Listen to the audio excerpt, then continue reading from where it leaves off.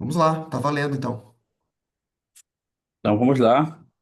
Hoje, deixa eu olhar no calendário, dia 20 de agosto, mais um encontro do grupo Desambiguar Lacan de Freud, com base neste livro aqui, não sei se está focando, né? Hoje recebemos Flávia Dutra, psicanalista, sócia de Apola, uma das organizadoras do livro Lacan, A Revolução Negada, com uma vasta obra em Apola, e no livro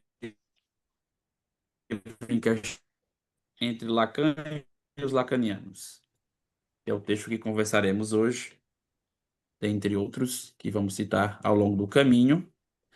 Mas lança a tua, Sander, para a gente poder.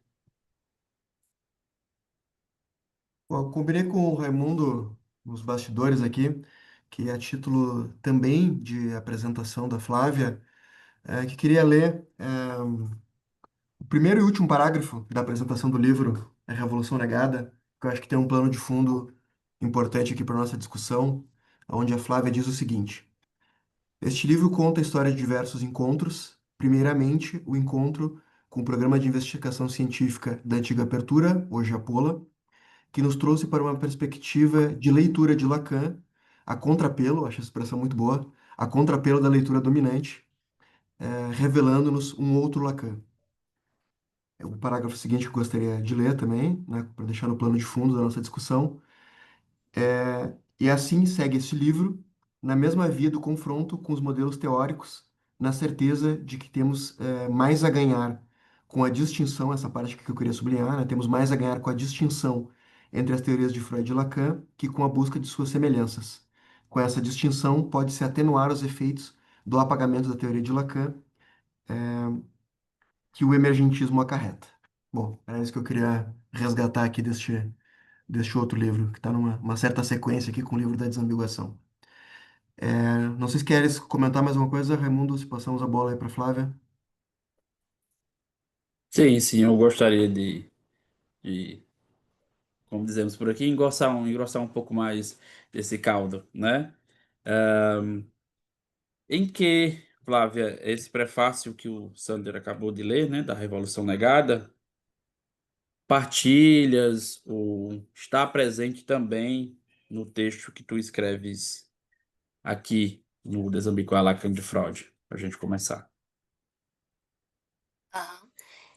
Acho que, bom, primeiro eu quero agradecer o convite de vocês dois. Um prazer estar aqui, um prazer retomar o texto, né? E poder discuti-lo com vocês, né? Esse texto está também fundamentado numa proposta de desambiguação, né? Mas entre Lacan e os lacanianos. Não sei se é muito diferente, né? Porque o que está misturado aí nos lacanianos é Freud e Lacan, né? Então, não sei se é muito diferente de dizer que a desambiguação se dá entre Freud e Lacan, né? Ou a desambiguação se dá entre Lacan e os lacanianos, né? Acho que eles têm uma raiz comum aí, né? Eu queria é, é, começar justamente discutindo a desambiguação com vocês. Sander me fez uma proposta de começar trazendo os aspectos fundamentais do texto, né? E depois a gente discutir. Mas eu já comecei o diálogo com vocês tem um tempinho, né? É, porque fui ler a proposta do grupo, a proposta de trabalho do grupo, e vi que lá tem várias questões e já comecei a pensar, né, que seria muito interessante conversar com vocês sobre elas. Então, eu queria subverter um pouco a ordem e começar por essas questões acerca da desambiguação, e depois eu posso apresentar, em linhas bem gerais, é, esse texto, né, que foi publicado no livro organizado pelo Sander e pela Luciana, e que tive o privilégio de participar. Né. A primeira coisa que eu queria destacar da proposta de vocês é um trechinho que fala o seguinte: mesmo que se possa partir da premissa de que a leitura chamada de outro Lacan produza uma outra clínica, devemos nos interrogar acerca de como operaria essa outra clínica a partir da lógica da desambiguação. Primeiro, acho que não basta dizer que o inconsciente de Lacan não é o mesmo de Freud, né? Não basta dizer isso não é igual àquilo, né? É preciso definir aquilo, em que ele se difere. Então, isso nos convoca a uma afirmação, a uma positivação desse conceito. Ah, tá bem. Então, o que que é e em que consiste o inconsciente de Lacan? E essa outra definição que redunda num outro modelo teórico, aí sim, né, traria a possibilidade de uma outra clínica. E, justamente, acho que a desambiguação nos traz a possibilidade de uma outra perspectiva teórica que, sem o destacamento, né, dessa diferenciação entre as teorias de Freud e a de Lacan, não seria possível.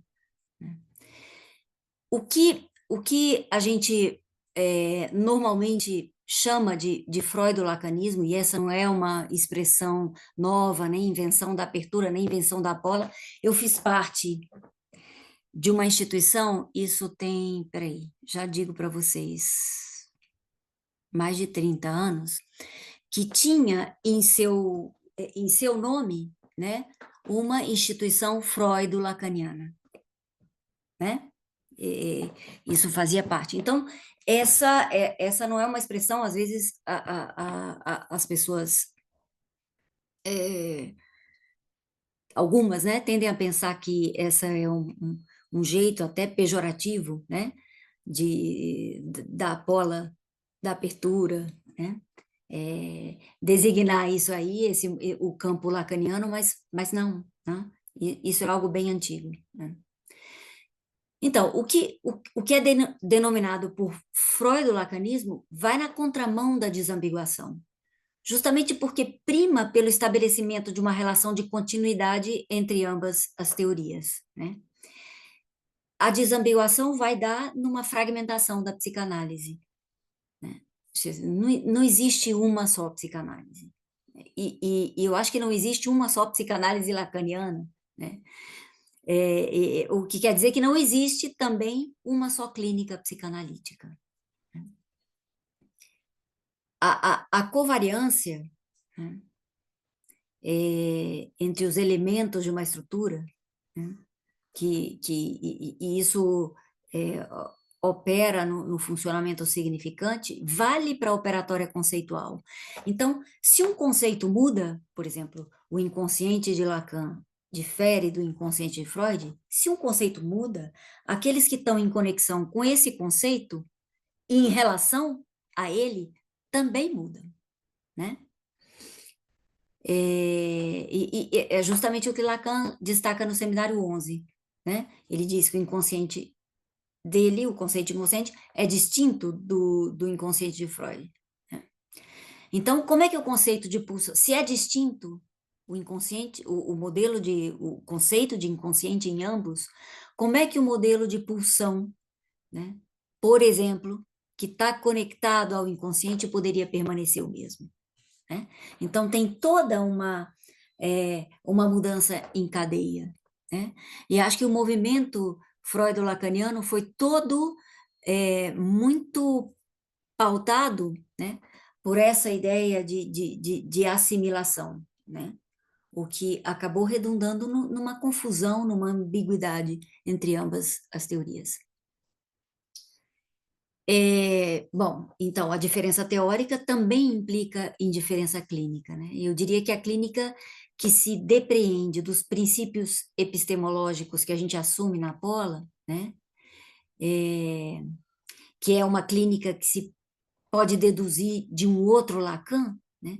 Seria a que se estabelece a partir de uma lógica calcada na operatória do significante, que tem seu fundamento no valor diferencial dos elementos em jogo, né, e nas suas relações.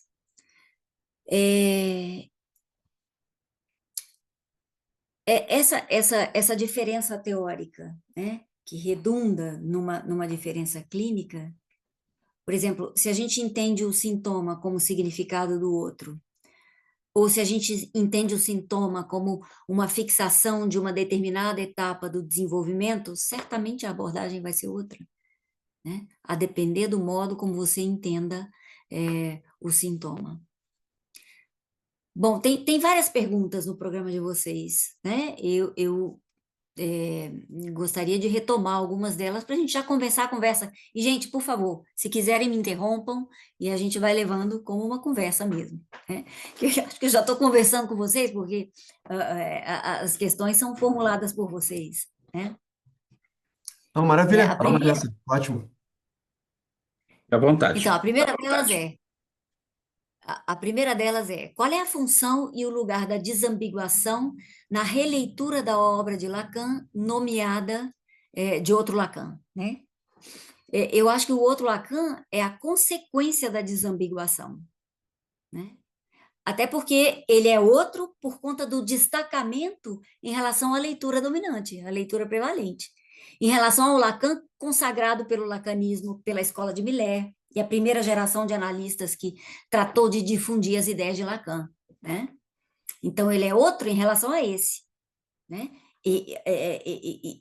Então, é óbvio, né? Redunda de um trabalho de desambiguação. E a desambiguação, então, ela tem um lugar fundamental nisso, que vai dar em outro Lacan. Fundamental no sentido ela é a base disso, o fundamento de um outro Lacan, né? É justamente poder ter se debruçado aí, esse trabalho de estabelecimento das diferenças. Outra pergunta, vocês têm alguma coisa mais a comentar sobre essa questão? Alguma... Bom, se tiverem, só me interrompam, não tem problema nenhum, tá? A outra pergunta que vocês levantam no programa é: em que consiste o método de desambiguação? Eu acho que a desambiguação como método não é novidade nenhuma, né? Eu diria que a desambiguação é a exumação de um cadáver, sabe? Qual é o cadáver? O criticismo como método, cuja ferramenta é o choque interteórico, o confronto de modelos teóricos, é, a argumentação lógica e a investigação. Então, a novidade não está no método, mas no questionamento e na denúncia da mistura, da ambiguidade das teorias de Freud e de Lacan, né? Pela crítica como método, eu me refiro justamente, acabei de dizer aqui para vocês, a esse confronto interteórico, confronto entre teorias, né? Ao choque entre modelos teóricos, né? Poder botar um diante do outro e dizer, bom, quais são as diferenças, né? E isso não é nada estranho a Lacan, ao contrário, né? Vocês têm aí no programa de vocês, na bibliografia, o seminário 11, né?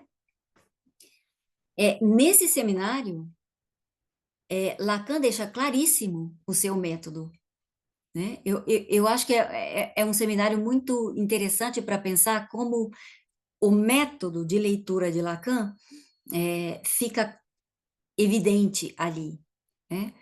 É, qual é o método? É a desambiguação, né? E ele faz isso com os conceitos que ele propõe como fundamentais, né, da teoria psicanalítica: o inconsciente, pulsão, repetição e transferência, né?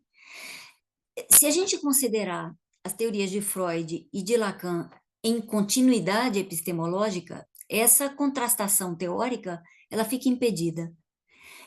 E a continuidade se estabeleceu como um contexto, né? Que continuidade? Essa ideia de que Lacan continuava Freud, não havia nenhuma interrupção, né?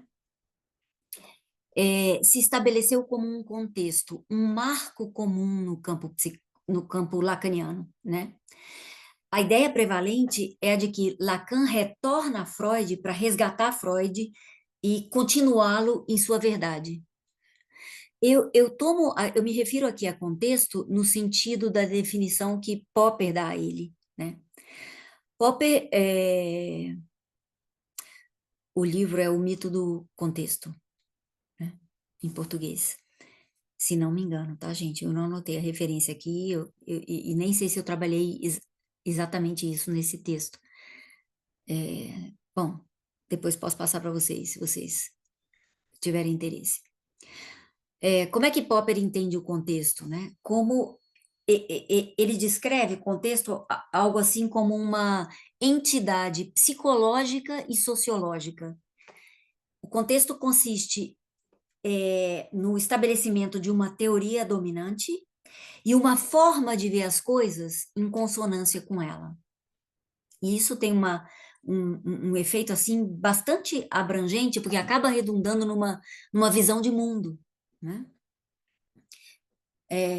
Num estilo de vida, né? E funciona como uma espécie, ela tem esse efeito, né? Como uma espécie de laço social entre os seus adeptos, tá? Popper cita o freudismo como um exemplo de contexto. E na perspectiva do contexto, não existe a possibilidade de crítica, uma vez que toda crítica é cooptada pelo contexto de modo a se encaixar nele, né? Então, por exemplo, se o paciente diz sim a uma interpretação do analista, é isso mesmo, né? Não tinha pensado nisso, é isso mesmo, né? Isso quer dizer que o analista tem razão. E se o paciente diz não, né? Isso quer dizer também que o analista tem razão do mesmo jeito. Por quê? Porque se ele diz não, é porque está resistindo, né? Resistindo por conta do recalcamento, né?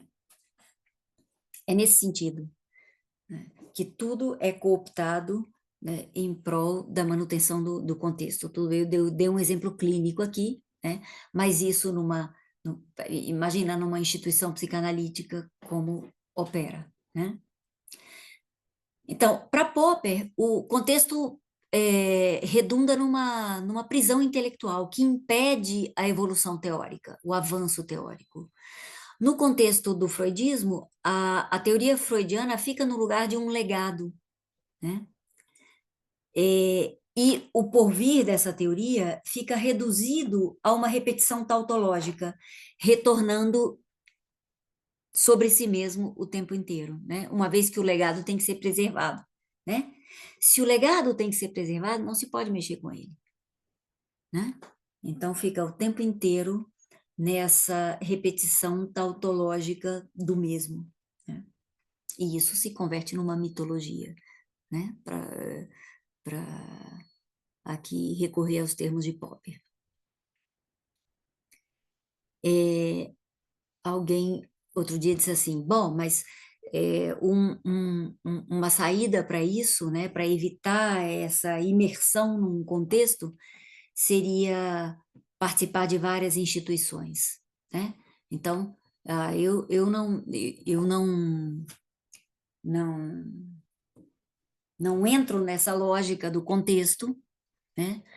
Não adiro a essa lógica, justamente porque participo dessa, daquela, estou sempre circulando, não me fixo a nenhuma, né? Eu acho que tem uma ingenuidade nessa ideia, né? Porque é como se essa pluralidade institucional, né, te permitisse combater o que é da ordem do pensamento, né? É um modo de pensar, né? Então, eu posso participar de várias igrejas, né, que pensam e operam do mesmo jeito. Não é por aí, né? O contexto justamente se combate com a crítica, né? Bom, outra pergunta de vocês. Quais as potencialidades e as limitações da desambiguação? Eu acho que uma potencialidade mais óbvia, mais imediata, seria essa, né, de habilitar o avanço teórico. No contexto não tem avanço teórico, por quê? Porque o contexto prima pela preservação, tá? E eu desconheço uma alternativa ao contexto que não seja a crítica. Ou seja, qual seria a potencialidade? É justamente possibilitar o avanço da psicanálise, né? Como funciona o criticismo para a ciência? Que é justo o que se opõe e combate o dogmatismo, né? Uma vez que o criticismo tem como instrumento o questionamento e a argumentação lógica, né? Além dessa potencialidade mais evidente, né? E aqui Nessa outra, eu acho que a gente se depara com uma implicação política da desambiguação. Eu acho que a desambiguação, pode propiciar as condições para uma mudança de eixo na formação psicanalítica, que seria a da transmissão de um legado para a investigação clínico-teórica. Essa concepção de transmissão não favorece o método do criticismo, o método da crítica, né?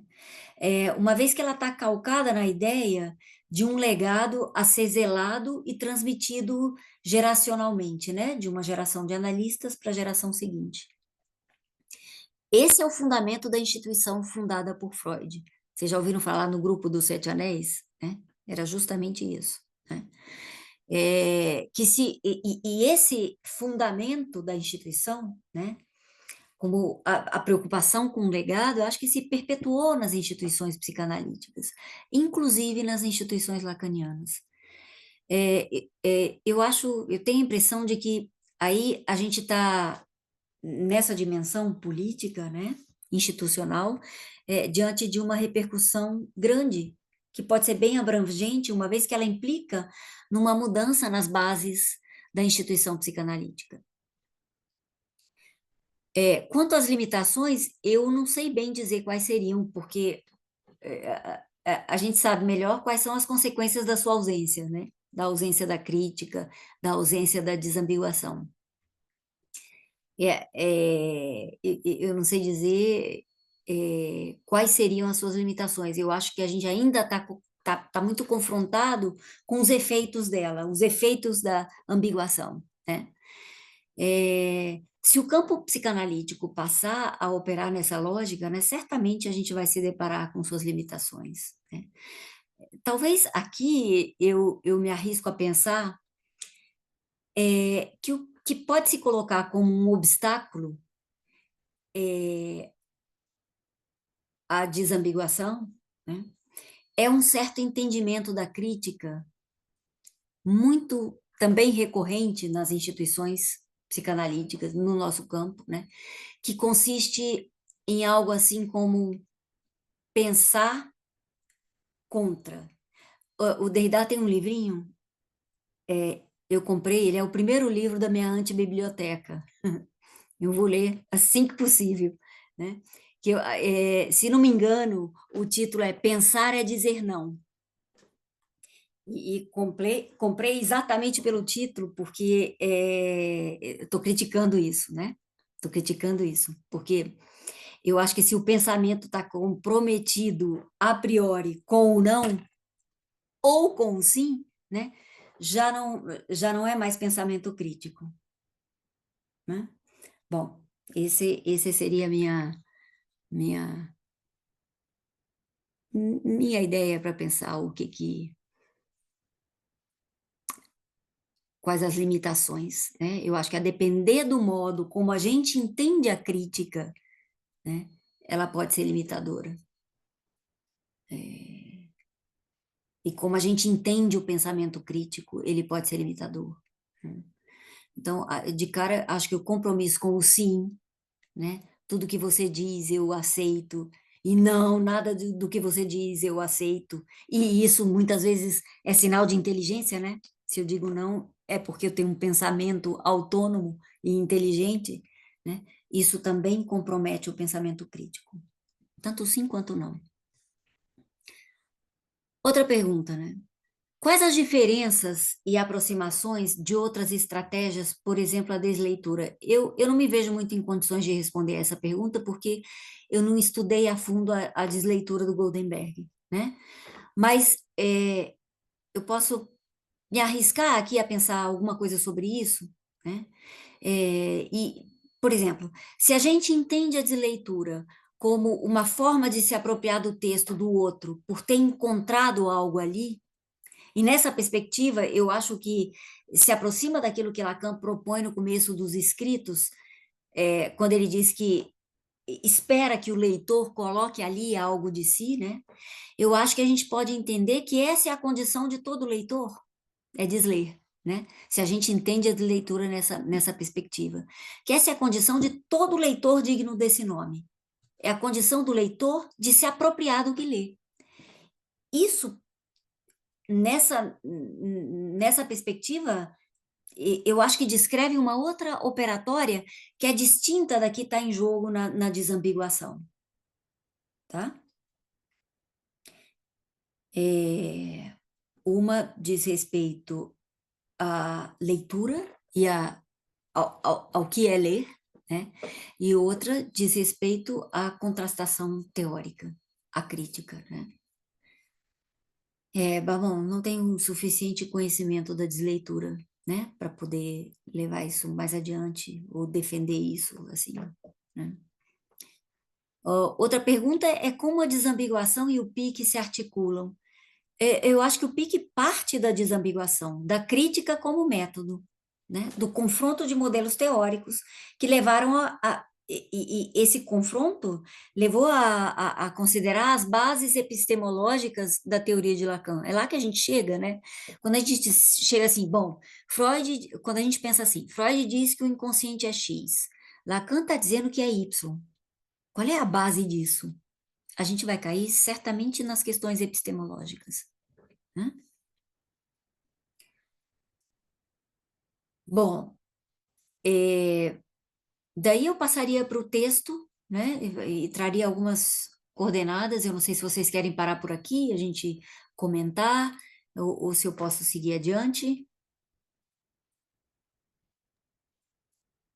Pois é, teremos bastante coisa já. Não sei o que que tu pensa, Raimundo, se a gente faz uma rodada aí de primeiras questões ou se Flávia avança. Se alguém tem questões para colocar, talvez até fosse muito bom de Se aproveitar não, o posso gancho junto. avançar? Hum.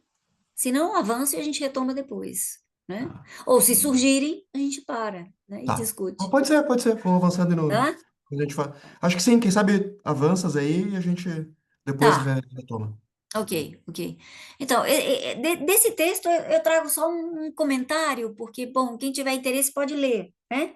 É, e não quero me alongar muito para não tomar nosso tempo de conversa, né? É,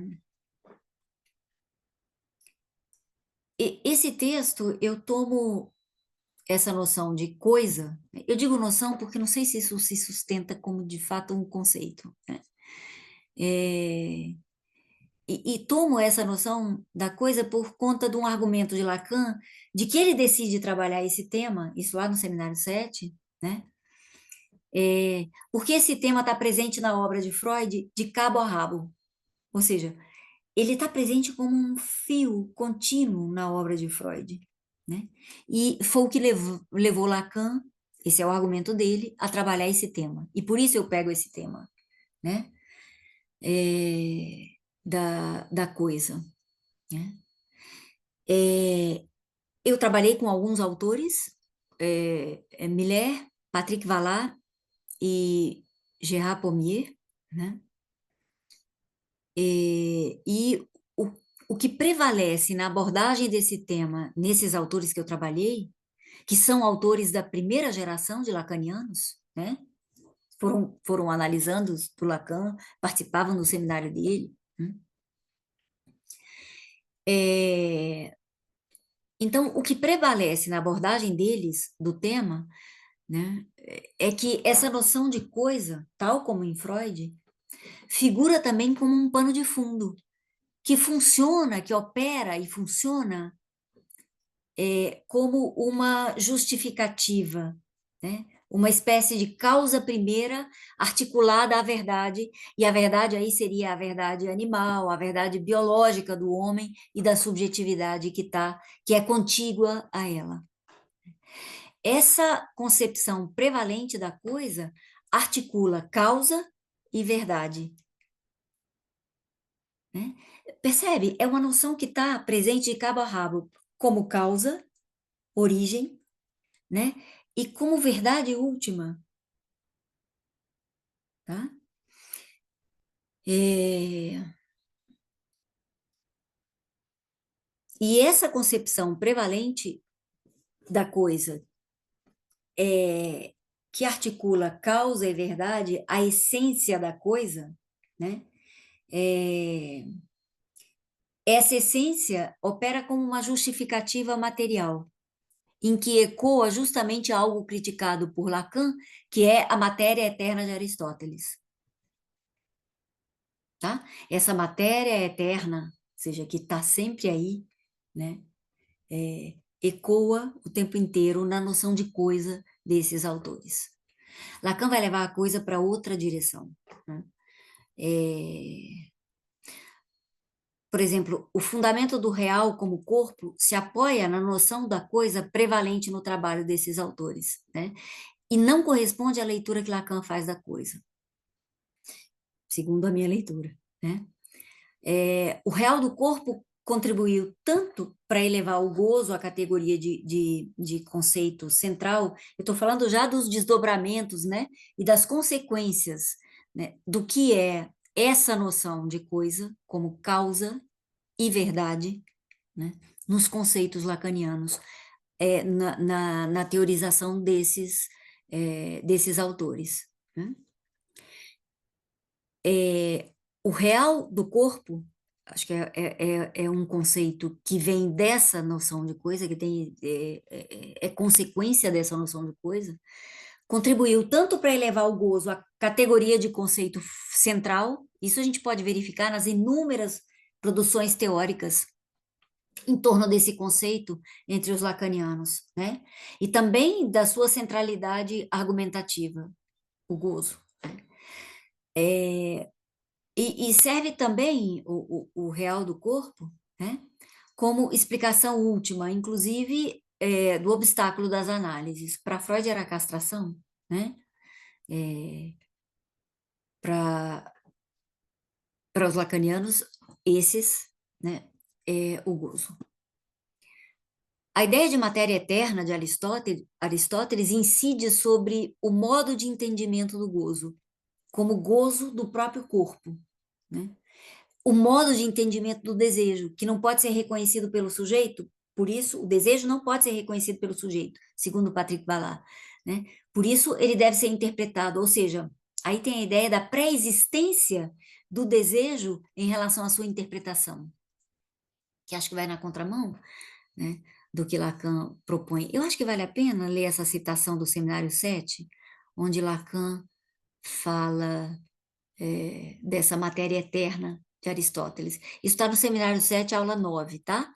Abre aspas. Toda a filosofia antiga se articula em torno disso. Se nos é difícil pensar a filosofia aristotélica, é porque ela deve ser pensada levando sempre em consideração que a matéria é eterna e que nada é feito do nada. Aqui está a matéria como causa, tá? Razão pela qual, volto a Lacan, né? Razão pela qual ela, ele está se referindo à filosofia antiga, ela, a filosofia antiga, resta enviscada, quer dizer, empantanada, misturada, numa imagem do mundo, olha isso é muito forte, né? Numa imagem do mundo que jamais permitiu, nem mesmo a Aristóteles, sair da clausura que a superfície celeste apresentava a seus olhos, e não considerar o mundo, inclusive o mundo das relações humanas, o mundo da linguagem, como incluído na natureza eterna, que é profundamente limitada. Ou seja, essa matéria eterna, né, como explicação da natureza, é profundamente limitada. E desconsidera o mundo da linguagem, né, e das relações interhumanas. Bom, o curioso nesses autores é que eles citam, por exemplo, Vallat cita as acepções da coisa pelas quais Lacan passa no Seminário 7, mas concluem com Freud, né? Um exemplo, Vallat estabelece uma correspondência entre o significante com os traços minêmicos. Ou seja, o significante seria uma tradução dos traços minêmicos, corresponde aos traços minêmicos. Nesse texto, eu começo fazendo um rastreamento etimológico e filosófico, assim, muito elementar, muito básico da coisa, que tem mais de 2.000 anos, esse campo semântico. Mas esse rastreamento que eu fiz, acho que foi assim, suficiente para chegar a algumas conclusões, tá? Então, eu vou trazer algumas coisas desses autores bem, bem gerais, tá? Não vou entrar em detalhe. Primeiro, Patrick Vallard, né? A bibliografia tá no texto, eu não tenho ela aqui acessível agora, tá? O acesso do sujeito, segundo Vallard, né? O acesso do sujeito à coisa é barrado pelo significante. O que a gente conclui disso? A coisa estava lá antes.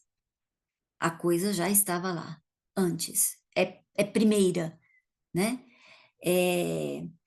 E o significante barra o acesso a ela, tá? O acesso do sujeito à coisa, tá? É barrado pelo significante. Bom, a coisa está lá antes, tal como a representação coisa vem antes da representação palavra para Freud. O significante presentifica a ausência da coisa como lugar de uma falta, de um nada a conservar, para que o desejo possa existir, tá? Então, esse nada lugar do desejo, ele é provocado pela saída de cena da coisa, pela ausência da coisa, né? Lacan trabalha o nada, né? O vazio central das voltas das demandas, justamente como efeito das voltas das demandas. Ali está o desejo, né? E não está articulado a essa noção da ausência da coisa. É, é, é, esse nada deixado pela ausência é que é constituído, pela ausência da coisa, é que é constituinte do desejo. É bem diferente em Lacan, né? Bom, Lacan, na origem, coloca o verbo, não a coisa, em sua pulsação animal, né? Como uma herança filogenética que parasitaria o corpo de cada um, né? E que encerra a causa e a verdade última do sujeito. Para Vallard, no lugar da coisa inacessível, o sujeito só encontraria objetos substitutivos, que são os objetos da fantasia, que por sua vez mascaram a dimensão da coisa, tá? Então, o que está em jogo aqui? Que os objetos substituem e mascaram a coisa. Aqui a gente vê bem a presença de uma ontologia da presença, né? Badiou trabalha isso, as ontologias da presença, Derrida trabalha isso, né? Quando ele diz que a metafísica ocidental está toda montada, amparada num campo de presença, né? E aqui, nessa leitura da coisa, a gente vê a incidência da ontologia da presença. Então, o sujeito não tem acesso a ela, a coisa, ela é inacessível, mas só tem acesso aos objetos que são são tanto os objetos de fantasia como os objetos reais, substitutos dela, né? Bom, Lacan vai assinalar que a coisa para Freud é identificada com a tendência do sujeito a voltar a encontrar o objeto, né? Isso a gente vê presente também em Vallard, em Millet e em Pommier, né? Já para ele próprio, Lacan, a coisa deve apresentar-se como uma trama significante pura, como máxima universal, como a coisa mais despojada de relação com o indivíduo. Isso está no seminário 7, tá? Ou seja, não se trata de nenhuma busca orientada por nenhum objeto. Para Lacan, a coisa não é o objeto. Aliás, ele distingue ambas, né, a partir da sublimação. É a partir da sublimação que ele distingue claramente, uma vez que O que que é a sublimação? A sublimação eleva o objeto à dignidade da coisa, né? Uma frase tão batida e repetida, né? Mas aí está bem a distinção entre ambas. O que quer dizer isso? Que a sublimação transforma um objeto material em coisa, né? O que quer dizer que a coisa não corresponde à materialidade do objeto, né? E ela transforma um objeto material em coisa ao destacar a sublimação, né? Na dimensão de da sua criação, a revelação de um sentido que não estava ali antes, tá? Isso é, por definição, a sublimação.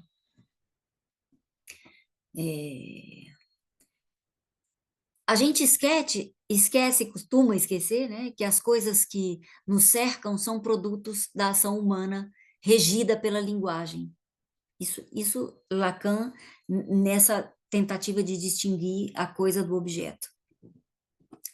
A gente esquece que essas coisas que nos cercam são produtos da ação humana, regido pela linguagem.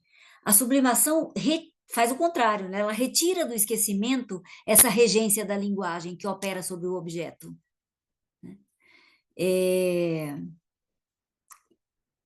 Faz de novo, justamente porque nela aparece esse sentido novo, né? Na noção de coisa que vigora nesses autores, se evidencia o movimento contrário, que é uma operação oposta à sublimação.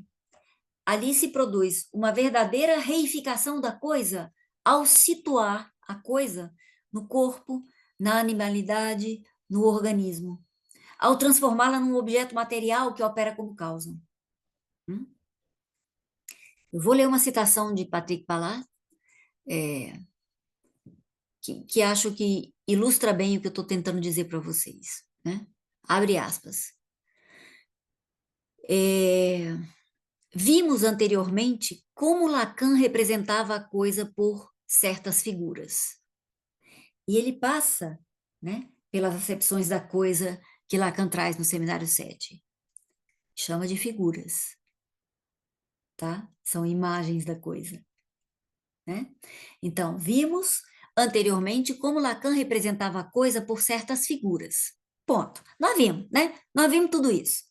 Mas, fundamentalmente, a coisa é o corpo próprio em sua presença animal com sua pulsação de gozo. Fecha aspas. Tá? Aqui a gente encontra a desconsideração declarada dessas figuras representativas da coisa para Lacan, e no fim das contas, né, a coisa é o próprio corpo em sua presença animal. É aí que chega, né? Encontramos essa pré-existência da animalidade. A gente encontra aí a matéria eterna aristotélica, funcionando como origem e suporte, né? O fantasma, para Vallas, figura como uma solução fantasística, isso é uma expressão dele, uma solução fantasística de Lacan, né? Ou seja, não é lógica, é fantasística o conceito de fantasma.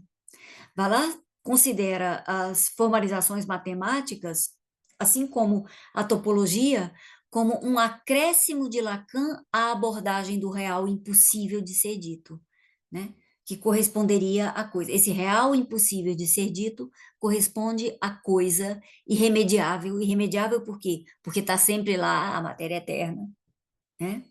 E inapreensível.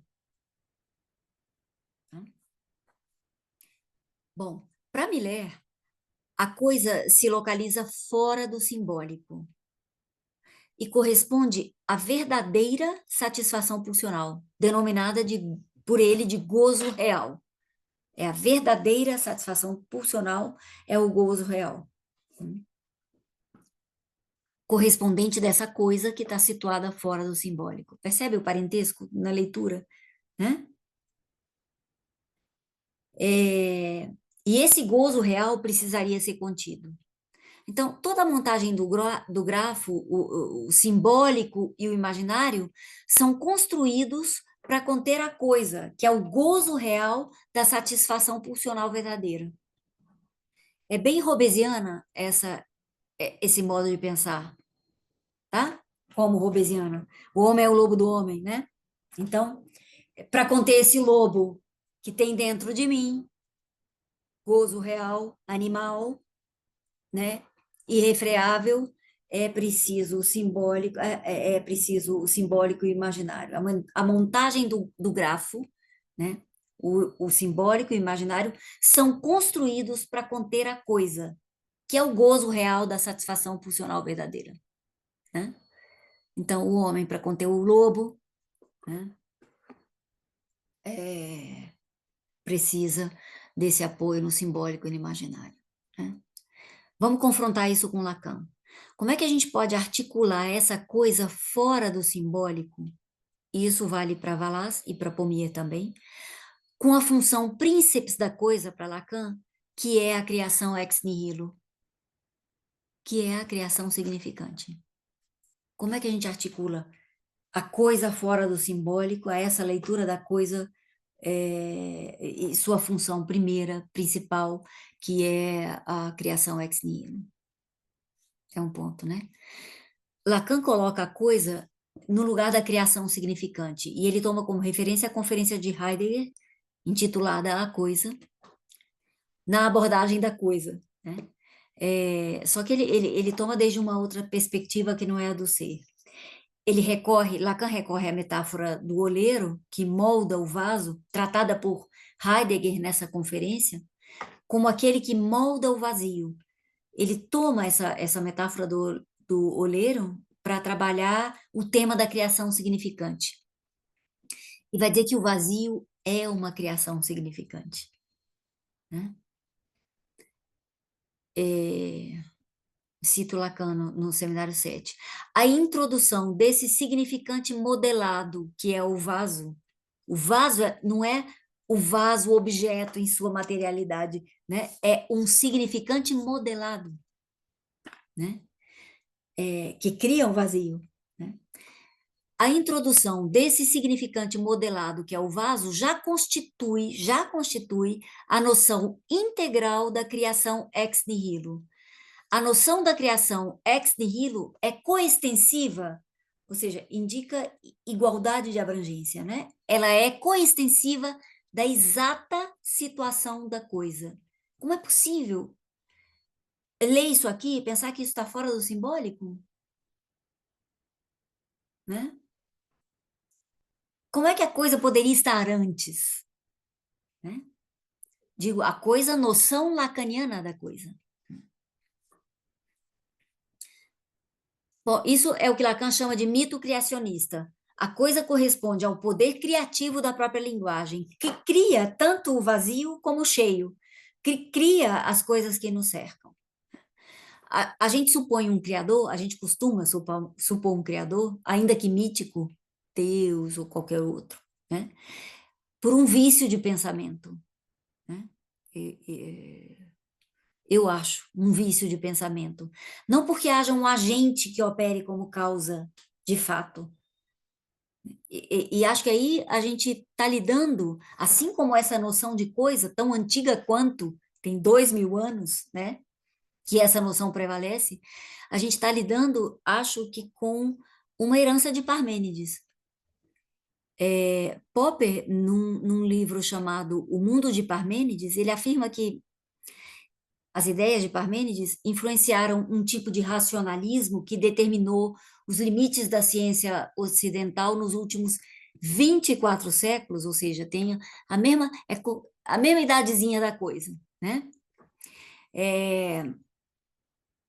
Ele critica esse racionalismo que vem de Parmênides, que é influenciado pelas ideias dele, que determinou os limites dessa ciência ocidental nos últimos 24 séculos, e é um racionalismo marcado pela ideia de que a verdade não pode mudar, né?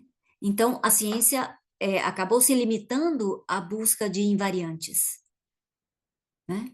Por quê? Porque se a verdade não muda, a ciência precisa se limitar aos invariantes para aceder à verdade, né? E outro elemento fundamental, né, que também limita a ciência ocidental e que vem dessas ideias de Parmênides, que é a de que uma coisa real não pode vir do nada. Isso também está presente na ideia da matéria sempre presente de Aristóteles, né? Uma coisa real não pode vir do nada e a verdade não muda, é invariante, né? Então, o real seria equivalente ao invariante.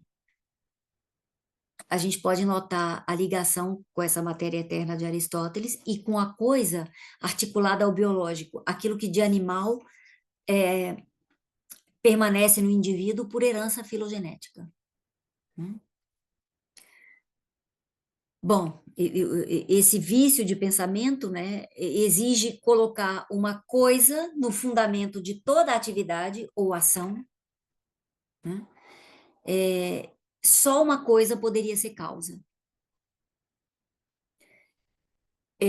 Ou ainda, a gente pode pensar isso, né, com Nietzsche. Nietzsche diz que esse é um hábito gramatical, que é supor um criador, sempre.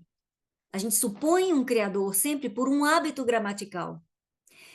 Qual é o hábito gramatical? É a exigência de um sujeito para todo predicado, né? Então, assim, se há criação, é porque necessariamente deve haver um criador. Nietzsche vai dizer isso é uma balela, isso é um hábito gramatical. Bom, aí eu passo para Pommier. Pommier segue na mesma direção. Pommier é divertido de ler, viu, gente? Assim, é muito impressionante.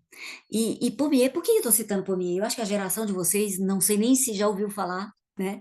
Ou se leem, mas nos anos 80, 90, Pommier era um autor de referência aqui no Brasil, né, no campo lacaniano.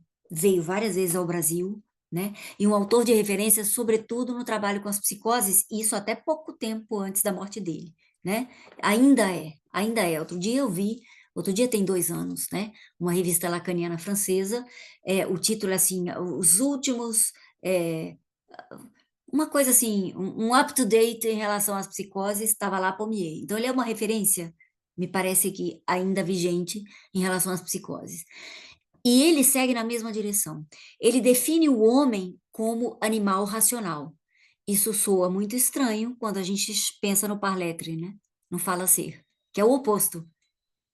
O animal racional, o animal vem antes da razão. No fala ser, a fala vem antes do ser, né? É totalmente invertido aqui.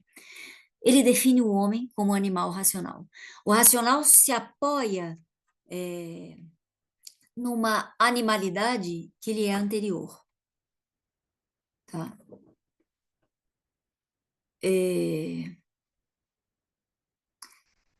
A concepção aristotélica da matéria eterna e verdadeira está presente como pano de fundo na elaboração teórica desses autores, dos lacanianos depois de Lacan, né? Da primeira geração. Os efeitos da concepção da coisa nesses autores não se limita aos conceitos do real, como eu trouxe aqui, como corpo, do real como corpo, e de gozo, o conceito de gozo real, como cita Millet, gozo negativizado, gozo... não, eu estou me confundindo. Né? Gozo mortífero, né? Gozo real, como cita Millet, né?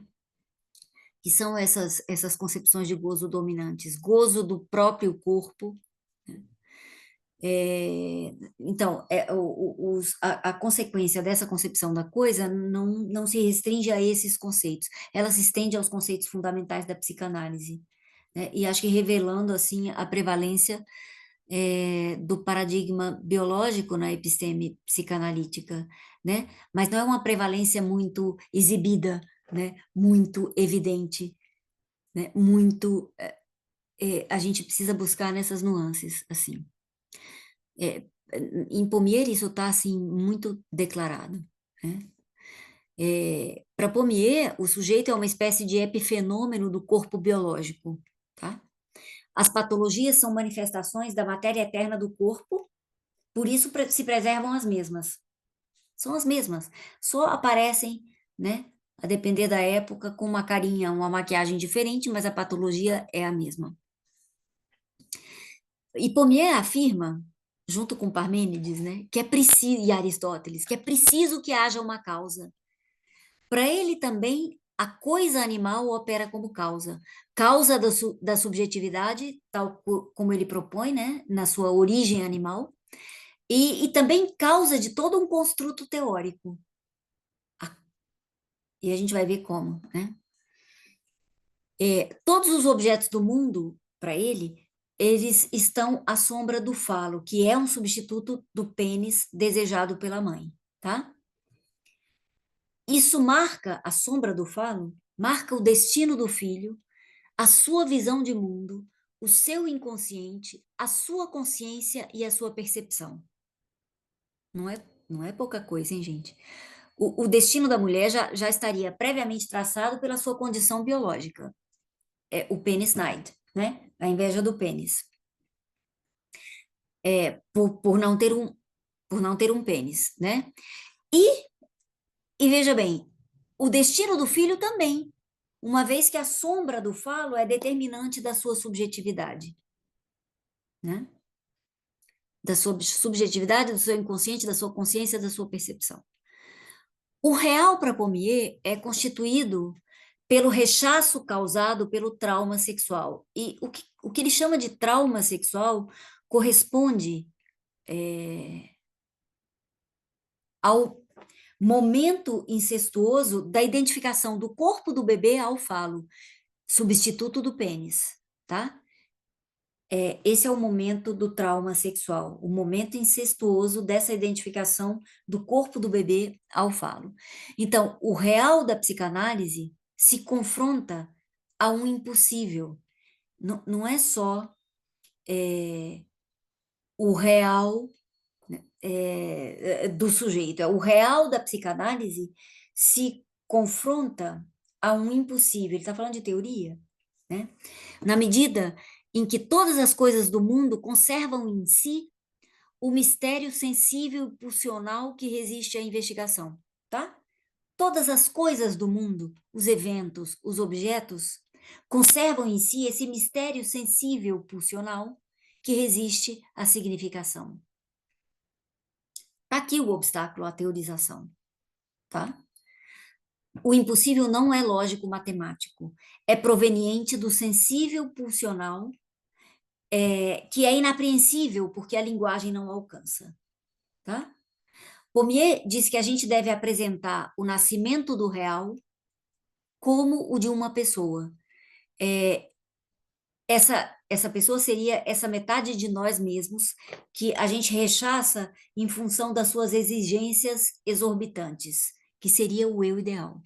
Então, aqui a gente vê a identificação do eu ideal com o falo, tá? Ele vai dizer que cada vez que o eu se enfraquece, o real aparece. Eu vou citar Pommier, abre aspas. Sim, esse eu ideal é precisamente uma pessoa, dado que pode se animar e falar nas alucinações das psicoses. O real é alguém, né? Por isso que seu advento deve ser demonstrado ou falado, transmitido, tal como o nascimento de uma pessoa, tá? O real é alguém. Então, vamos recapitular aqui. O eu ideal, que tem sua raiz na identificação fálica, o bebê, como falo, da mãe, né? Corresponde ao real. Tá? Bom, além disso, além desses conceitos que abordei, né, a prevalência da noção da materialidade da coisa se manifesta também nas concepções da representação coisa como anterior à representação palavra, isso está presente, né, em Pommier, da função deficitária da linguagem enquanto apreensão do real. A função da linguagem é apreender o real, que já está lá antes, né? Mas essa função tem um déficit, é deficitária, ela não consegue se completar, né? Daí a inapreensibilidade do real. Também da ideia da linguagem como mediação entre o sensível e o sujeito, entre o mundo externo e o mundo interno, da anterioridade das imagens em relação às palavras. Estou falando das consequências dessa noção de coisa, né? Ela incide também nessa ideia da anterioridade das imagens em relação às palavras. O processo de análise para Pommier, por exemplo, parte do que se vê da imagem para o que se pensa da palavra. Bom, o desenvolvimento conceitual teórico presente, né, nesses autores segue uma proposição evolutiva que parte da necessidade do corpo biológico para a pulsão e o gozo, e que corresponde, o gozo corresponde a um excesso de satisfação pulsional, é esse gozo real, animal, que precisa ser contido, né? E o excesso de gozo, por sua vez, redundaria nas psicoses.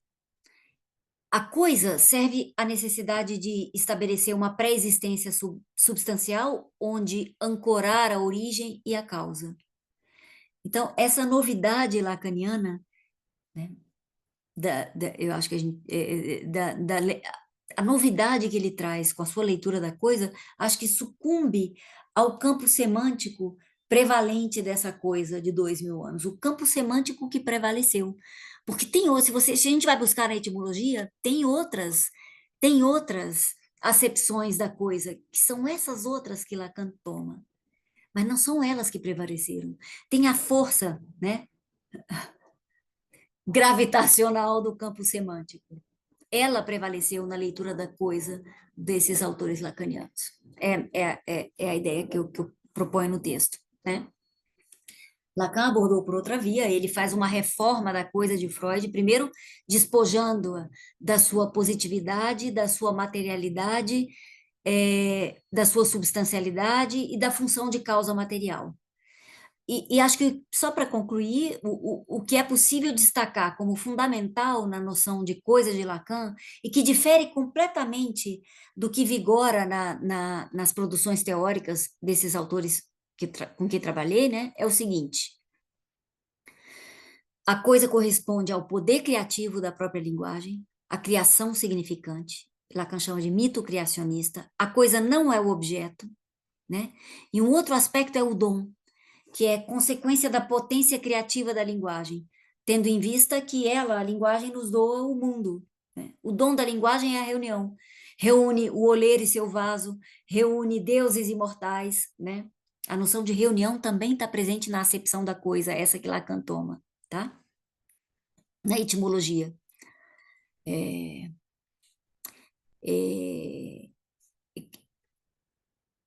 Cria, tá aí, né? O dom da linguagem é a reunião, né? E cria e reúne em emissão de autoridade sujeito e outro, né? A coisa como dom reúne falaceres, reúne os falaceres, tem essa acepção de reunião, né?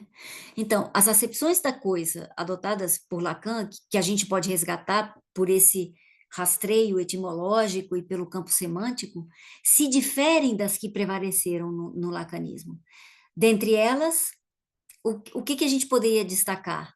A causa, a coisa como causa, Lacan toma, só que no seu lugar, ele coloca, no lugar da materialidade da causa, ele coloca o buraco, o vazio, a fenda, o vazio como núcleo causal do inconsciente, e não o corpo próprio em sua presença animal, com sua pulsação de gozo, né? Nos termos de Miller. A materialidade, que para Lacan é a do significante, não tem nenhuma substância que lhe corresponda, e a origem, que corresponde a um mito criacionista, e não ao corpo biológico, né? E essa herança filogenética. E outra acepção é a da reunião, né? Que eu já falei aqui para vocês, que é um efeito de linguagem, é um dom da linguagem, e não o corpo a corpo que engendra a subjetividade nos termos de Pommier. Para ele, é o corpo a corpo que engendra a subjetividade, né? Bom, eu acho que a gente pode parar por aqui e conversar um pouco, né? Maravilha, Flávio. Muito obrigado mesmo, né, pela retomada aí do teu texto. E por ter começado, né, logo com enfrentando as questões da pesquisa aí, que a gente está também se debatendo com elas, né? Bom, temos aí uns 20 minutos para conversar. Queria iniciar, eu vou tentar colocar bem rápido aqui destacar uma outra questão, e depois já passo a palavra para quem mais quiser falar. Eu estou compartilhando aqui no chat um link de um site que é para. Trago isso para corroborar com a primeira coisa que comentasse, né, Flávia? Que é essa expressão freudo-lacaniano, que ela não é, digamos assim, uma invenção de Apolo, né? Ou como um termo crítico e tal, né? A ambiguação desses autores. Aham, Existe um aham. movimento já antigo, de bastante tempo, chamado A Movimento de convergência. Convergência Freud-Lacan, Sim, né? Que tem, sim, pelo que eu vi sim, sim, rapidamente no bem chat lembrado. aqui, mais ou menos umas 30 instituições que são signatárias, Sim, Argentina, França e Brasil, várias instituições bem conhecidas e tal, né? E que eles têm uma assinatura, um slogan, melhor dizendo, né? Que é Movimento Lacaniano pela Psicanálise Freudiana, né? Que eu acho que já diz muito, né? Esse slogan aí do grupo. E outras instituições, né? A Associação Lacaniana Internacional, né? Também tem algumas que se chamam Escola Freud-Lacan, inclusive Freud-Lacan com hífen, né? Como que é a criação de um novo sobrenome composto, né? Então, isso só para aham, corroborar aí o sim, início da tua sim, fala e trazer essa informação que talvez que chama aham, atenção aí, né? sim. E achei muito interessante também, achei assim muito um ótimo resumo, assim, essa expressão, né? Quando tu te referias no teu texto ao Vallat e ao Pommier, citam Lacan e concluem com Freud, né? Acho que essa é uma chave de leitura muito boa para pensar a questão da desambiguação. Só que o problema que eu queria levantar é quando o próprio Lacan diz o significante ou tal outro conceito, né?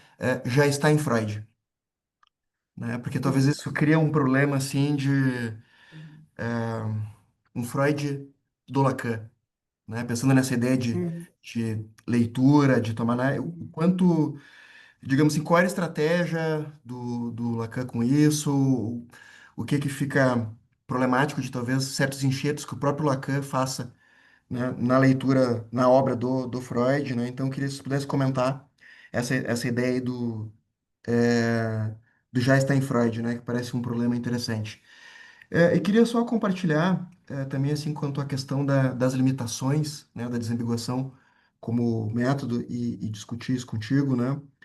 Porque, bom, no teu texto está muito claro e na tua apresentação também, né, que você vai lá e cita, né, textualmente, Miller, que até hoje na tua fala não apareceu tanto, mas o texto está lá, Miller, o Vallat e o Pommier, né? Mas que o quanto daqui a pouco esse recorte, então, ou essa estratégia de leitura que estamos chamando de outro Lacan, quando a gente teria que tomar ou ter um segundo tempo, um certo cuidado, né, de tomar outros autores, como o próprio Miller e tantos outros, uhum. não como um espantalho, assim, ou tomar eles numa dignidade de alguém que se está debatendo, né, porque em muitas apresentações já notei um certo vício, ou mesmo textos, inclusive já faço essa autocrítica em relação até a algum texto que já escrevi também, daqui a pouco a gente dizer assim, como dizem os milerianos, ou enfim, né? E não, assim como se critica que os milerianos fazem em relação a Lacan. Diz Lacan que, e aí faz uma leitura, e daí não tem um debate assim mais rigoroso, mais textual. Acho que essa, digamos assim, pode ser uma eventual limitação, né, da desambiguação, dependendo de como o debate é conduzido, né? Então, faço esse comentário e se quiser também trazer alguma coisa sobre isso, eu agradeceria. Teria outras coisas aqui, mas para não falar demais e passar a bola aí para os colegas, o Felipe Teles e o Lindsay também já levantaram a mão para falar. Não sei se queres responder primeiro a isso, Flávia, ou se eles falam e... Deixa eu ver, senão vou me perder. Deixa eu responder. Tá, Deixa eu comentar alguma coisa sobre isso, senão me perco, né? beleza. A primeira, você chama de estratégia de Lacan. Isso está em Freud. A estratégia pressupõe um cálculo, né? Não sei te dizer se tinha um cálculo de Lacan, né? Ele faz isso frequentemente, né? Isso está em Freud. Mas acho que está falando da leitura, da desleitura dele, né? Da leitura dele, algo que ele coloca de si ali, e da apropriação dele do texto freudiano. né? É uma possibilidade de entender, né? Assim como o retorno pode ser entendido como o retorno à verdade freudiana, né? Essa ideia prevaleceu no campo lacaniano, né? O retorno pode ser entendido de outra maneira, né? Retour, como Alfredo traz essa acepção da palavra francesa, que é dar a volta, né? E ele faz isso o tempo inteiro, né? No seminário 11, é isso, né? Ele dá a volta, traz o conceito de pulsão de Freud e inventa e traz outra coisa, completamente diferente, né? Uma montagem surrealista, a pulsão dele, que não tem nada a ver com a pulsão freudiana, né? Muda a fonte, muda objetivo, muda alvo, tudo de lugar, né? Tudo. Subverte completamente. Então, isso que a leitura de Lacan é a verdade freudiana, não, não, não, não, né? É o conceito de Lacan de pulsão, que é outra coisa. Agora, que passa por Freud, ele passa por Freud, é óbvio, né? É um autor fundamental, né? De referência fundamental. Ele faz isso com Saussure também, né? Quando ele atribui a Saussure o signo saussuriano, ele diz os signos de Saussure e apresenta o significante em cima do significado. Essa subversão da ordem é dele, né? E ele, em alguma... Pena que eu não tenho a referência aqui agora, mas ele atribui a Saussure, né? Tá no instância da letra, né? Ele faz essa. Não é? É isso mesmo. É, então, não sei se aí tem um cálculo, não sei se aí tem uma manifestação da leitura, da apropriação dele do texto, né? A manifestação de um leitor que se apropria de um texto. Não sei te dizer qual seria, né? Em relação a questão, ao cuidado de como tratar a desambiguação, eu estou completamente de acordo com você, né? Porque senão a gente acaba, se a gente fala os millerianos, os lacanianos, e a gente, né, para simplificar, né, sobretudo quando está falando, quando está escrevendo, eu acho que é possível ter mais rigor e mais cuidado com esse tipo de menção, né? A gente tem a tendência a acachapar mesmo, e dizer os lacanianos, né? Mas se a gente entra nessa, os millerianos, os lacanianos, eu acho que a gente entra aí num debate de contextos, num confronto de contextos, tá? E não na crítica, né? A crítica é confronto de modelo teórico, né? Com certeza seria muito interessante retomar esse conceito e pegar outros tantos autores, né? Eu fiz isso para uma apresentação na Pola faz tempo, né?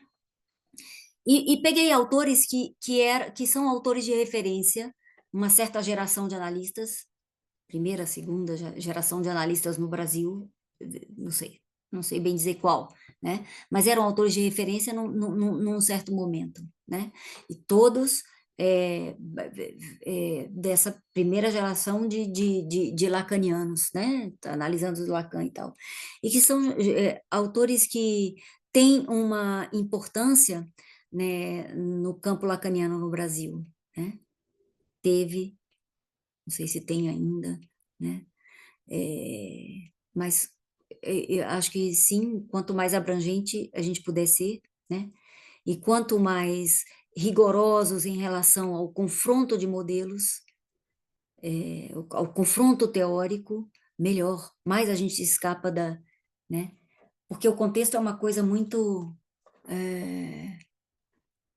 que tem uma força gravitacional tremenda, né? Porque faz laço social, né?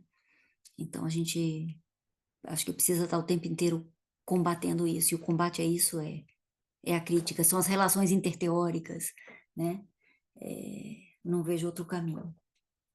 Agora que tem que ser tratado com respeito e rigor, não tem a menor dúvida. Quem mais? Maravilha. Eu não sei quem levantou a mão primeiro, se Priscila, Líncia ou Felipe, mas aí, se vocês puderem só ser breves para a gente poder ter tempo de resposta para Flávia. Beleza. Boa noite, pessoal. Boa noite, Flávia. A Ei, minha Felipe. é rapidinho, eu não sei se eu vou chover no molhado, Flávia, mas quando eu fiquei te escutando, eu fiquei pensando se dá para fazer uma espécie de síntese, né, nessa crítica dos três. Quando eu escuto os três autores que você falou, eu achei um pouco em comum o que eu estou chamando aqui de uma problemática ou de uma diferenciação muito grande, principalmente sobre o real. Vou chamar aqui de Lacan. E aí eu pensei assim, né? Se a gente está falando dessa questão, se dá para se dizer que o real é uma das principais diferenças nisso, e isso vai, consequentemente, acarretar várias outras, como você bem disse no começo, eu fiquei pensando se o principal problema desses autores juntos, né, nessa leitura comparativa, é uma certa questão de uma consistência. É difícil escolher as palavras, mas uma certa consistência ou materialidade. E, portanto, eu fiquei pensando, quando você coloca assim, né, eles citam Lacan e terminam com Freud, é como se, e aí pensando principalmente na questão da causa, que você falou tanto, origem, etc., será que não dá para a gente pensar em síntese que a tentativa desses autores, né, a problemática deles passar por uma relação de materialidade, consistência, não dá para pensar assim, quando você lê Lacan e tenta trazer uma certa causa aristotélica, ou você tenta fazer um Lacan aristotélico, quase que obrigatoriamente você cai em Freud? Isso seria um tipo de pensamento ou não? Acho que sim. Acho que sim, né? Mas acho que vale a pena a gente considerar que não é que se não tem um cálculo nisso. Eu acho que tem conceitos que se evidenciam, né? Em relação a a influência dessa noção parmenidiana e aristotélica, né? Como o conceito de real, que você cita, gozo e pulsão, né? Porque eles estão mais conectados com essa materialidade da coisa, né? Então, é mais evidente nesses conceitos a incidência dessa coisa na leitura desses autores. Agora, não acho que tenha um cálculo nisso. Sabe isso? Isso pensa e toma a gente? É isso que me parece que se passa, né? Olha o que Popper falou. Esse pensamento de Parmênides, né? Que é nada vem do nada, uma coisa não pode surgir do nada, né? E de que o real é invariante, ou seja, a verdade é invariante, influenciou a ciência ocidental por 24 séculos. Como não influenciaria a psicanálise? Então, eu acho que é a partir do questionamento epistemológico que a gente pode chegar a isso. Mas por que a gente está pensando isso assim? Ah, né? Tem 24 séculos, 2.400 anos que se pensa isso assim. Como é que a gente não vai pensar assim também, né? Então, não acho que tem um cálculo nisso. Ah, eles pegam Aristóteles. Não, ninguém faz isso deliberadamente. Aparece essa leitura, nenhum desses autores citou isso aqui que eu estou trazendo. Nem essa etimologia da coisa. Eu encontrei neles, né? Mas aparece essa acepção neles, né? Porque são 24 séculos de pensamento que caem, né? E determinam o nosso modo de pensar. Por isso que o contexto é forte, né? Bom, não sei se eu te respondi, Felipe. Respondeu sim. Obrigado, Flávio. Não sei se é Priscila ou Lindsay, não. Oi, Lindsay? sim. Flávia, prazer te escutar sempre, é muito bom. É, eu queria, eu achei, assim, eu quero partir de um ponto, vou tentar não me estender, né, porque o tempo é curto, mas eu gostei muito de quando você falou, por exemplo, bem no comecinho que você falou assim, o outro Lacan enquanto como efeito da desambiguação. tá? E como eu sei que você tem um percurso longo antes de Apola, mesmo com a apertura, eu queria saber um pouco mais, porque o seguinte, assim, pegando um pouquinho o que o próprio Sander falou e da sua resposta do Sander, né, quando ele fala de estratégia, e você repete de novo, eu acho que não teve um cálculo, não é da ordem de um cálculo isso, de uma estratégia. E daí, na hora que você foi falando, eu fiquei lembrando, assim, né? Por exemplo, quando o Kuhn fala do advento de um novo paradigma, na verdade é que tem uma anomalia, e o próprio cientista, enquanto pessoa, ele não prevê o efeito disso. E aí, pensando em Apola, pensando em Alfredo, pensando em apertura, principalmente nesse trabalho que eu estou fazendo de tradução, eu estou indo nos textos antigos, e eu consigo detectar que tem um pouquinho antes da desambiguação, né? Eu queria que você falasse, porque o que eu percebo, por exemplo, é que, lembrando de algumas falas mais antigas, do próprio Alfredo, parece que antes da desambiguação tinha uma tentativa de formular uma psicanálise lógica, né, com conceitos lógicos, que também fosse científica, mas antes disso parecia que não tinha. Por que que eu estou falando isso, né? É, eu lembro, por exemplo, o Alfredo falando que ele diz assim: olha, eu escolho, eu faço uma eleição de citações. Eu escolho as citações que eu acredito que são as mais subversivas do Lacan, né? E que vão de acordo com o conjunto do que eu penso Lacan. E daí, quando eu vou lendo, por exemplo, desde o livro do Gráfico do Desejo, as estruturas clínicas, parece que em um determinado momento, daí eu queria ter notícia disso, parece que, em vez de ser um Freud lacaniano, era um, um Freud, lendo Freud a partir de Lacan, porque parece que o Alfredo já era muito lacaniano, já sempre, né? Então, é muito interessante, porque, inclusive, dá para pegar trechos, por exemplo, do Gráfico do Desejo, onde ele pega o projeto, e do eu enquanto aquela rede de neurônios, ele fala que, olha aqui, o Freud já estava trabalhando com topologia, ele faz uma certa associação. Ele também pega nas estruturas e fala, por exemplo, a ideia do inconsciente enquanto as camadas de cebola. Ele vai falar, olha aqui, isso aqui não é espacial, tem um conceito lógico. Ou seja, parecia que havia uma certa tentativa de ler Freud a partir de Lacan.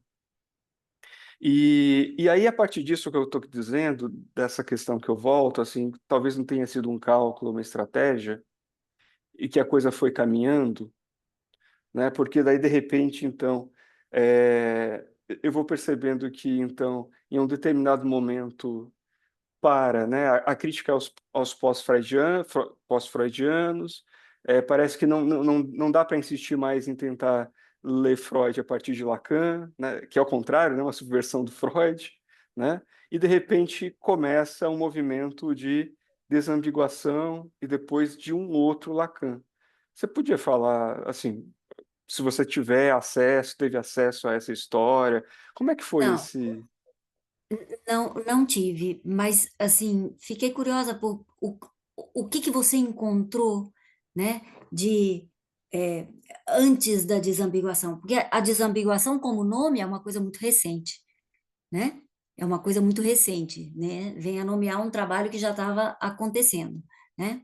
É, mas quando você diz que a busca anterior à desambiguação era por uma psicanálise mais lógica, nós aí já temos um confronto de uma psicanálise mais lógica com uma psicanálise mais poética, mais sensível, né? Aquela que levava a coisas do tipo a ideia de que a formação se dá no divã.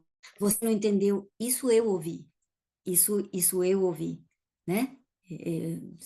Vocês calculam que eu já tenho idade para ter ouvido isso pessoalmente. Você não entendeu esse conceito porque não passou por isso na sua análise ainda, né? Então, tinha essa ideia de uma transmissão pelo sensível. Então, a busca o que você situa como anterior à desambiguação não me parece que esteja fora dela, né? Porque a busca por uma psicanálise mais lógica, ela confronta uma menos lógica, uma psicanálise sensível, uma psicanálise poética. Já nós temos aí já o confronto, né, de direcionamento. Ou seja, a lógica da desambiguação está presente nessa busca. Isso que eu estou querendo te dizer. Então, nesse sentido, eu estava te perguntando, o que que, nesse seu trabalho de tradução, o que que você encontra, né, que te parece que escapa a essa lógica da crítica, do confronto teórico, né? Mais precisamente, porque... Sim. Então, o que eu percebo é que, de alguma forma, já existia há muito tempo esse confronto, né, entre leituras, mas que, obviamente, não era chamado de desambiguação, Né? e nem sempre o Freud era citado literalmente, mas sim uma psicanálise específica, Uhum, né, que é bem uhum. interessante ver como que depois a coisa vai ganhando mais forma, É. né, Uhum, né, vai uhum, ganhando mais uhum, estrutura, mais corpo, né, mais musculatura, inclusive epistemologicamente, né, conceitualmente, né, e daí eu vou percebendo que, né, me dá a impressão um pouco também, né, sobre isso, de que de repente a coisa foi indo nesses confrontos, nessas tentativas de confrontar uhum, leituras até chegar num determinado ponto, né? uhum. Por isso que me lembrou um pouco quando se fala de Freud e Lacan, também pensar na gente, assim, como que a gente também não foi calculando e a coisa foi por estudo, por pesquisa, investigação, chegando num determinado lugar. Foi nisso. Sim, sim. Uhum, sim. Flávia, estamos na hora que você tinha comentado, mas não sei se temos tempo ainda para Priscila ou como é que ficamos.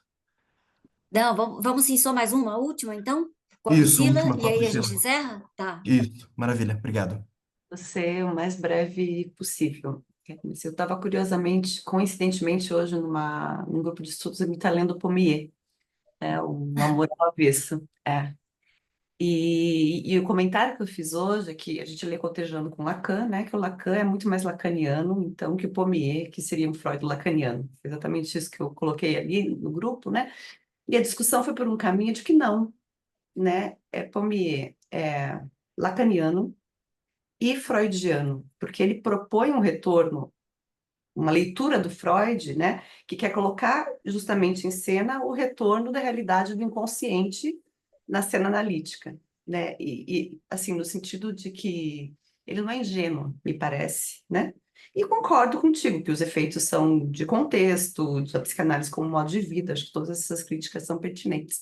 Mas é que eu fico me perguntando, e que realmente é uma pergunta, na medida em que vou estudando o método da desambiguação, é qual que é o lugar do autor, do pesquisa aí, né, pensando tanto no sentido assim Foucaultiano, do Freud, como fundador de uma discursividade, também Lacan, né? Mas essa é a minha pergunta, né? Quando a gente faz a distinção lá com a desleitura, né? É colocar algo de si, mas o que é esse algo de si que se coloca quando se produz e justamente qual que é o lugar da autoria, né, no método, assim, era muito brevemente, eram essas questões que eu gostaria de colocar. É, não sei, talvez me arriscaria a dizer que o lugar do autor pode estar na novidade, né? Na novidade que pode surgir do confronto de modelos teóricos, né? Na novidade que pode surgir de uma investigação, né? Naquilo de novo que, que, que se pode colocar ali, né? Não sei se isso responde, né? E acho que o novo pode ser até pensado no sentido de uma articulação, né? Que permita a emergência de uma significação nova, né? Um outro olhar sobre a mesma coisa.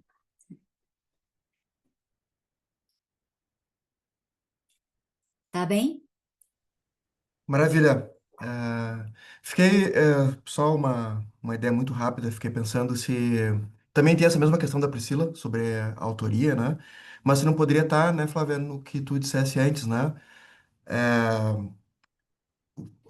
uma volta no Freud, ou subverter algum conceito, dizer que já está e, na verdade, é uma releitura, e não é que esteja uma releitura, se o gesto de Aham, autoria não está nisso também, assim, né?